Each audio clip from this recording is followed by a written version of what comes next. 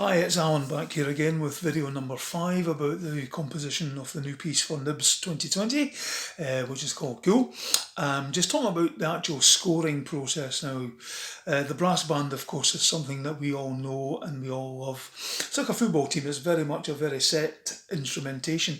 And these instruments, despite what the manufacturers tell us, are all still fairly crude when you compare it with a lot of modern things that make music these days. They're basically still big shiny cow horns when you think about it. So there's all kinds of considerations when you're writing for brass band to take this into account. One is the actual physical thing about playing an instrument. Make sure there's lots of room to breathe, lots of room to actually take the thing off your face, especially for the smaller instruments, cornets and stuff like that.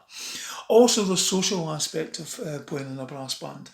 I always think it's a social medium, the brass band, not an artistic medium, because it's lots of bands are full of people who have day-to-day lives, working, families, whatever, and they go to band practice at night and to enjoy themselves. So it's important that you give them something decent to play. For instance, a famous example is Beethoven's Fifth Symphony. With the trombones, don't play anything for the first 3 movements. They sit for about 40 minutes, do nothing, and then come in with the last one. You can't do that with a brass band. You've got to make sure everybody's involved along the way. I always think the instrumentation of a brass band is a bit like Nibs itself. Everybody kind of gets on. We all come from our various individual bands or various individual towns. We get together for the course, then we break into our sections and we get to learn new people, we get to know more people, and then we all come together as a band. Now the band is like that for me. All the instruments, they're all slightly different, but they all kind of make the same sound. There's a lovely word called homogeneous, it describes it. And I always look at it as in units of 3, because most major minor chords have got 3 notes in them. So grouping things in these groups of 3 for me are very, very important. And the band can do that. There's lots of sections within the band that you can actually physically group the notes in 3. Especially down the bottom of the band where there are 3 tenor horns, 3 trombones, and those 2 instruments actually work very, very well together. And then, of course, the baritone euphonium parts as well. On top of the band, of course, we have the cornets, and it's important to realise that there's an imbalance in the parts in the cornets. You have 4 solo cornets and 1 re piano, and 2 seconds, 2/3 generally. So you've got to balance your cornet parts so that there's not one part dominating more than the other. Which leads me to the soprano, which is an interesting instrument. I always like to think of the soprano as a wee cherry on top of the trifle.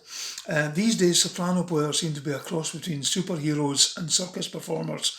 I would like it to be a bit more subtle and use the soprano a bit more sparingly about that.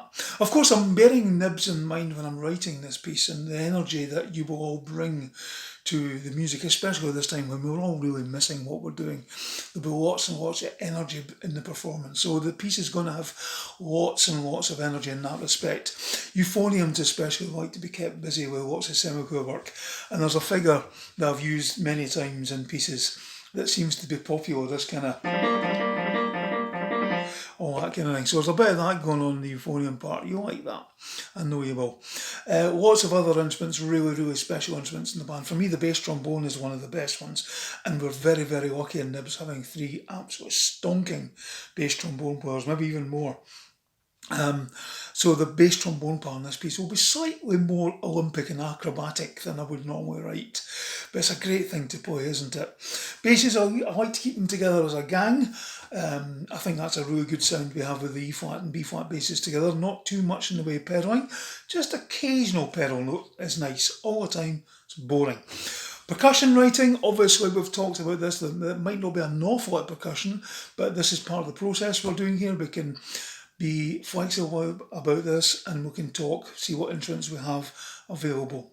Okay, but I am writing the 3 percussion parts which I normally write, which is timpani, kind of kick drum part, and an auxiliary part. A lot of the bands I work with don't have a lot of percussion, so I don't tend to write very exotic stuff. Not so much in the way of tune. Maybe we could do a bit more tune percussion, but that's just something I have to learn about a bit more. Okay, and it's all going very well. The piece is more or less finished. I'm looking for new ideas. I'm looking for people to contribute ideas. An instrument I've forgotten about, very important instrument, and it does get the tune in this particular piece, and that's the one that knits it all together for me. It's the flugelhorn. Because the flugel can be a cornet, it can be a horn, it can be a top line of a lovely three-part baritone chord, it can be an honorary trombone, the high voice with a trombone, and because it has such a lovely distinctive voice, it frequently gets a tune, and this is the case in this piece as well. Okay, it's like the woodwind of the orchestra. You're going to get the tune at some point, right?